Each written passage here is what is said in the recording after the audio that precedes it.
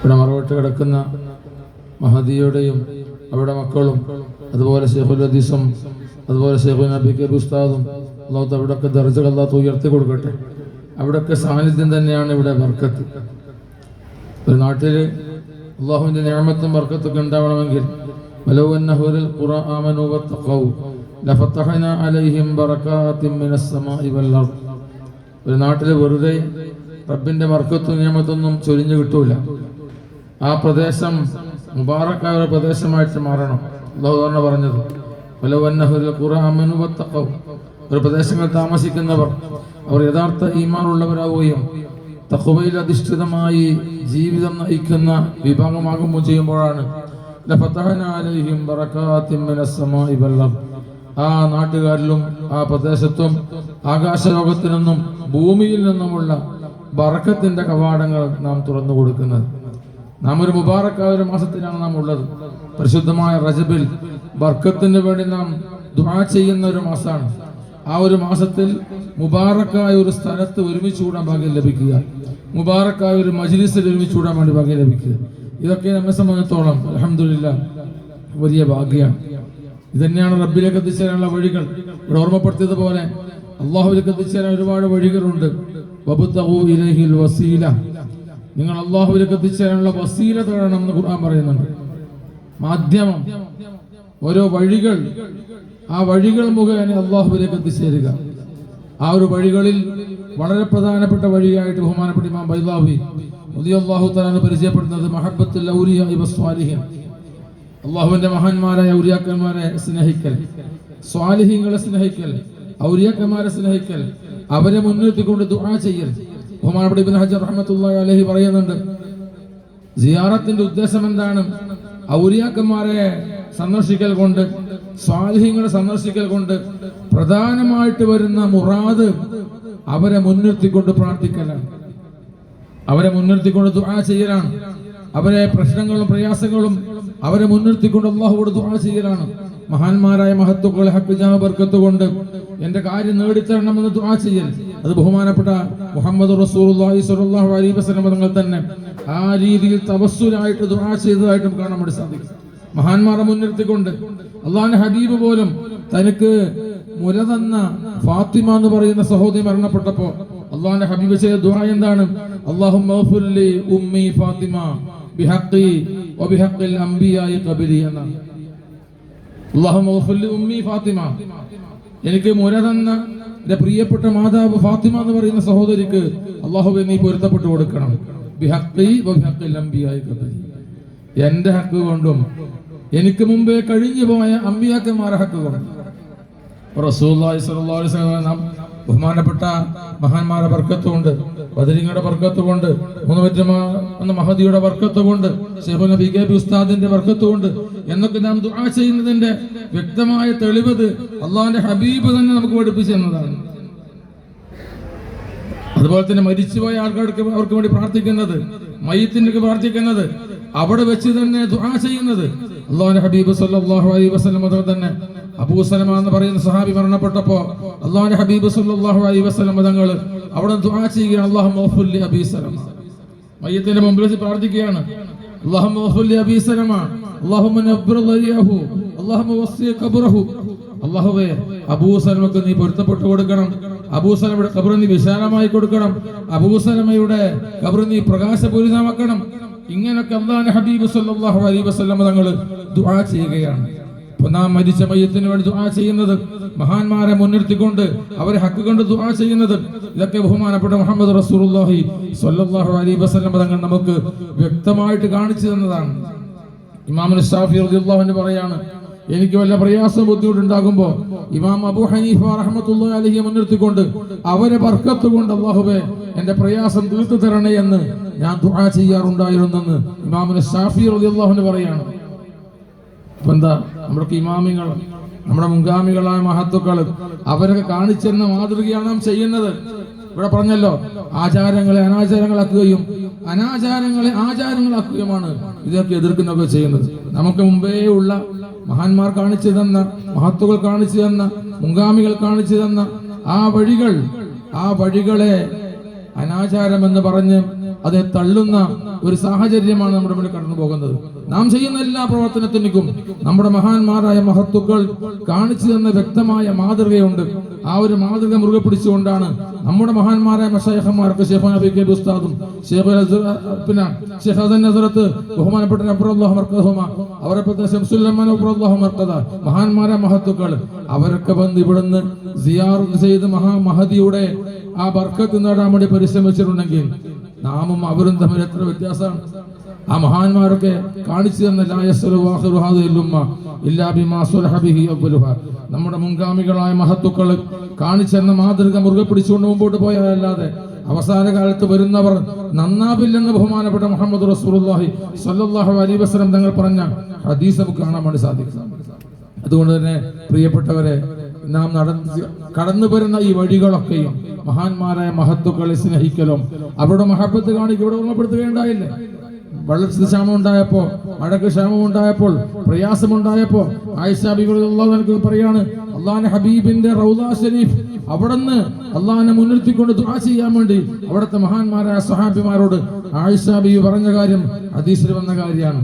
ഇങ്ങനെ ഓരോന്നും നാം ചെയ്യുകയാണെങ്കിൽ, ചിന്തിക്കുകയാണെങ്കിൽ ഒക്കെയും വളരെ വ്യക്തമായിട്ട് നമുക്ക് രേഖാമൂലം അടിസ്ഥാനത്തിൽ തന്നെ നാം ചെയ്യുന്ന പ്രവർത്തനങ്ങളൊക്കെ വ്യക്തമായിട്ട് കാണാൻ വേണ്ടി സാധിക്കും. ആ രീതിയിൽ അൽഹംദുലില്ലാഹ് നമ്മുടെ മുൻഗാമികളായ ആ മഹത്തുക്കളുടെ ആ പാത, ആ മഹാന്മാരെ പറ്റി പറയൽ, അവരെ മദ്ഹ് പറയൽ, ആ മദ്ഹ് പറയലും അതും എന്താണ് തഅലീം. ഇവിടെ പറഞ്ഞല്ലോ ദിക്റുൽ അംബിയായി ഇബാദത്തുൻ വ ദിക്റുസ് സ്വാലിഹീന കഫാറ.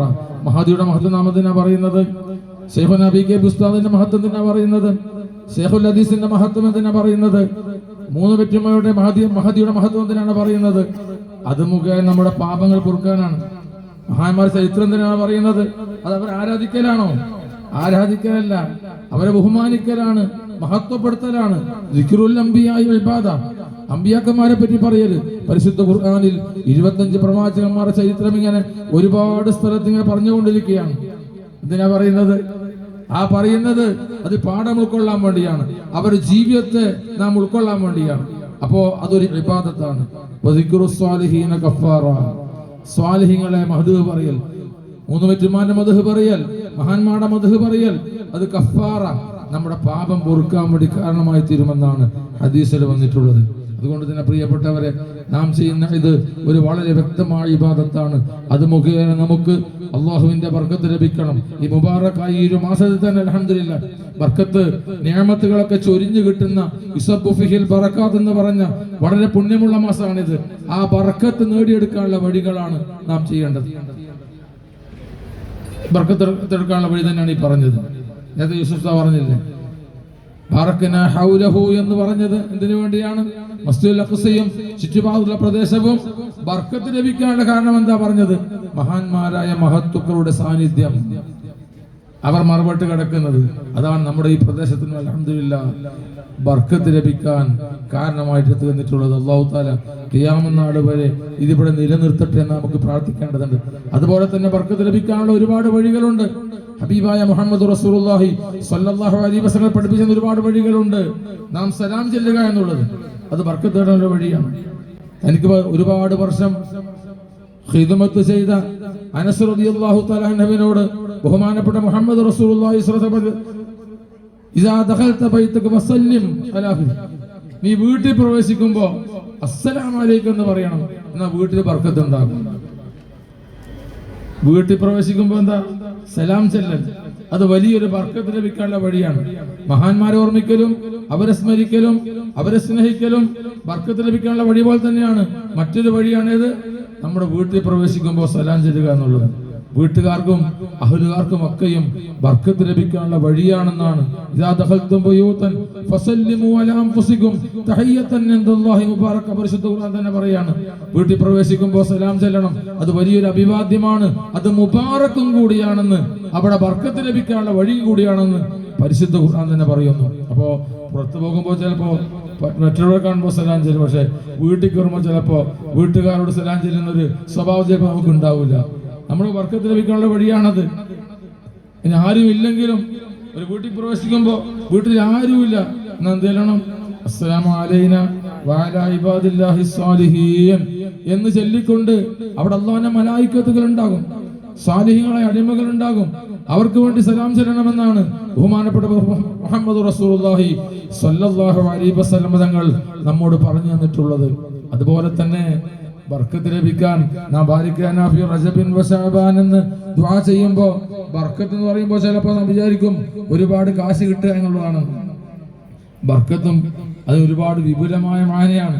നമുക്ക് അല്ലാഹു തന്ന അനുഗ്രഹത്തെ നിലനിർത്തൽ അത് വലിയ ബർക്കത്താണ്. അല്ലാഹു നമുക്ക് നൽകിയ ആരോഗ്യം നിലനിർത്തൽ അത് വലിയ ബർക്കത്താണ്. നമ്മുടെ ബുദ്ധി നിലനിർത്തൽ അത് വലിയ ബർക്കത്താണ്. സമ്പത്ത് നിലനിർത്തൽ അത് വലിയ ബർക്കത്താണ്. കുടുംബ ബന്ധം ചേർക്കൽ അത് ഏറ്റവും വലിയ ബർക്കത്തിന്റെ ഒരു വഴിയാണ്. കുടുംബ ബന്ധം ചേർക്കൽ അത് വലിയ ബർക്കത്തിന്റെ വഴിയാണെന്ന് ബഹുമാനപ്പെട്ട മുഹമ്മദ് റസൂലുള്ളാഹി സ്വല്ലല്ലാഹു അലൈഹി വസല്ലം ലാ തൻസിലുർ റഹ്മത്തു ഫീ ഖൗമിൻ ഫീഹിം ഖാതിഉർ റഹം. റസൂലുള്ളാഹി പറഞ്ഞു ലാ തൻസിലുർ റഹ്മത്തു ഫീ ഖൗമിൻ, ഒരു വീട്ടിലോ നാട്ടിലോ ഖൗമിലോ ജനതയിലോ അല്ലാഹുവിന്റെ റഹ്മത്ത് ഇറങ്ങൂല, ബർക്കത്ത് ഇറങ്ങൂല. ഫീഹിം ഖാതിഉർ റഹം, അവരിൽ കുടുംബക്കാരുമായി വർത്തിക്കുന്നവരുണ്ട്. കുടുംബക്കാരുമായിട്ട് വർത്തിക്കുന്നവരുണ്ട്. അല്ലാഹുവിന്റെ റസൂൽ സ്വല്ലല്ലാഹു അലൈഹി വസല്ലം ഒരു സദസ്സ് സംഘടിപ്പിച്ചാൽ, ഒരു വഅദിന്റെ മജ്‌ലിസ് സംഘടിപ്പിച്ചാൽ ആദ്യം പറയണം കുടുംബക്കാരായിട്ട് വർത്തിക്കുന്ന ആരുണ്ടെങ്കിൽ ഖൂമു അന്നി, എന്നെ തുടങ്ങി എഴുന്നേറ്റ് പോകണം. ഈ സദസ്സിൽ നിൽക്കരുത്. കുടുംബക്കാരായിട്ട് വർത്തിക്കുന്ന ആരുണ്ടെങ്കിൽ എന്റെ സദസ്സിൽ ഇരിക്കരുത് എന്ന് റസൂൽ പറയും. എന്റെ റസൂൽ കാരണം പറയുന്നു ലാ തൻസിലുർ റഹ്മത്തു ഫീ ഖൗമിൻ ഫീഹിം ഖാതിഉർ റഹം. കുടുംബക്കാരുമായിട്ട് വർത്തിക്കുന്നവർ ഒരു സ്ഥലത്തുണ്ടെങ്കിൽ അള്ളാഹുവിന്റെ റഹ്മത്ത് അവിടെ ഇറങ്ങൂല. അതുകൊണ്ട് വേഗം എഴുന്നേറ്റ് പോയേക്കണം എന്നാണ് റസൂലുള്ളാഹി സ്വല്ലല്ലാഹു അലൈഹി വസല്ലം പറഞ്ഞത്. അപ്പോൾ ബർക്കത്ത് ലഭിക്കാനുള്ള ഒരുപാട് വഴികൾ നാം ബർക്കത്തിന് വേണ്ടി ചോദിക്കുമ്പോൾ ആ ബർക്കത്ത് തടയപ്പെടുന്ന വഴികളെ നാം മനസ്സിലാക്കേണ്ടതുണ്ട്. ആ ബർക്കത്ത് തടയപ്പെടുന്ന വഴികളെ നാം മനസ്സിലാക്കേണ്ടത്, ശ്രദ്ധിക്കേണ്ടതുണ്ട്. അതേപോലെ തന്നെ അൽ ബർക്കത്തു മഅ അകാബിരിക്കും. റസൂൽ പറഞ്ഞു പ്രായമുള്ളവർ ആദരിക്കൽ. നമ്മുടെ വീട്ടിൽ പ്രായമുള്ളവരുണ്ടാകും, ഉപ്പാപ്പമാരും ഉമ്മാമ്മമാരും മറ്റുള്ളവരൊക്കെ. അൽ ബർക്കത്തു മഅ അകാബിരിക്കും, നിങ്ങളിൽ പ്രായമുള്ളവരോട് ഒന്നിച്ചിട്ടാണ് ബർക്കത്ത് ഉണ്ടായിത്തീരുന്നത്. റസൂലുള്ളാഹി സ്വല്ലല്ലാഹു അലൈഹി വസല്ലം ഒരു സദസ്സിൽ റസൂലുള്ളാഹി സ്വല്ലല്ലാഹു അലൈഹി വസല്ലം ഉണ്ട്, സിദ്ദീഖ് അക്ബർ റളിയല്ലാഹു തആല അൻഹു ഉണ്ട്, ഉമർ റളിയല്ലാഹു അൻഹു ഉണ്ട്, ഉസ്മാൻ അഫ്ഫാൻ റളിയല്ലാഹു അൻഹു, അബൂ ഉബൈദ റളിയല്ലാഹു തആല അൻഹു, ഇവരൊക്കെ ഉണ്ട് ഒരു സദസ്സിൽ. അവിടെ റസൂലുള്ളാഹിക്ക് കുടിക്കാൻ പാൽ കൊണ്ടുവരപ്പെട്ടു. അതുകൊണ്ട് റസൂൽ കുടിക്കുന്നതിന് മുമ്പ് അബൂ ഉബൈദയുടെ കയ്യിൽ കൊടുത്തു. അബൂ ഉബൈദ റളിയല്ലാഹു അൻഹു ആകെ വിഷമായി, പ്രയാസമായി. നബിയെ, താങ്കൾ കുടിക്കുന്നതിന് മുമ്പ് എങ്ങനെ ഞാൻ കുടിക്കുക? ഞാൻ കുടിക്കൂല. റസൂൽ പറഞ്ഞു ഖുദ് അന്നി, എന്നെ തൊട്ട് കുടിക്കൂ ഈ പാത്രം, താങ്കൾ കുടിക്കും. റസൂൽ നിർബന്ധിപ്പിച്ചു. ഒരിക്കൽ കൂടി വായോട് അടുത്തപ്പോഴും അബൂ ഉബൈദ പറയാ, പ്രിയപ്പെട്ട റസൂലെ, താങ്കൾ കുടിക്കൂ, എന്നിട്ട് ഞാൻ കുടിക്കാം. അപ്പൊ റസൂൽ പറഞ്ഞു ഇല്ല, താങ്കൾ കുടിക്കൂ. അൽ ബർക്കത്തു മഅ അകാബിർ, പ്രായമുള്ളവരൊന്നിച്ചിട്ടാണ് ബർക്കത്ത്. താങ്കളാണ് ഈ സദസ്സിൽ പ്രായമുള്ള ആള്, അതുകൊണ്ട് തന്നെ പ്രായമുള്ള താങ്കൾ ആദ്യം കുടിക്കും, എന്നിട്ട് ഞാൻ കുടിക്കാം, മറ്റുള്ള കുടിക്കാം. ഇതിൽ ബർക്കത്ത് ഉണ്ടാവണമെങ്കിൽ താങ്കൾ ആദ്യം കുടിക്കണം.